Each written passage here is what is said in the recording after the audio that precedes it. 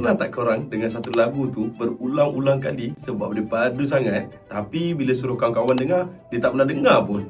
Aku rasa aku seorang penyanyi dan penulis lagu. Kita bahas behind the scene. Ramai ingat kalau lagu tu sedap, confirm viral. Tapi tak. Dia ada beberapa sebab. Yang pertama, marketing. Kalau lagu tu tak sampai dekat orang, sesedap mana pun lagu tu, orang takkan pernah tahu pun kewujudan lagu tu. Yang kedua, timing. Lagu dah bagus, tapi keluarkan lagu tu di masa yang salah.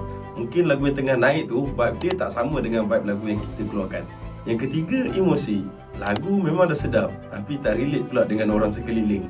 Dan jujur, aku sendiri rasa aku dah ada lagu yang padu, tapi bagi orang lain pula, di sebaliknya. Sebab tu kadang-kadang korang rasa lagu tu biasa, tapi dia viral. Dan lagu yang power pula jadi senyap. Kita pun tak tahu kan test masing-masing. Kalau korang pernah tak jumpa lagu yang korang rasa best gila, tapi tak meletup? Komen kat bawah.